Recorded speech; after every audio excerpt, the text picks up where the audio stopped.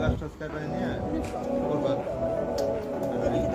সারাদিন নাইলে যদি ভাড়া নাও, আমার আইডিয়া 15,000 টাকার মতো মানে কাজ আছে, 10 থেকে 15,000 টাকা সারাদিন লাগবে।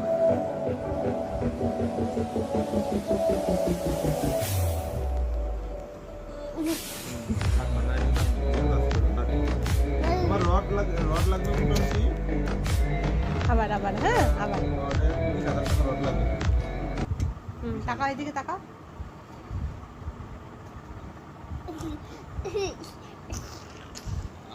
হ্যাঁ 20,000 টাকা রড লাগবে।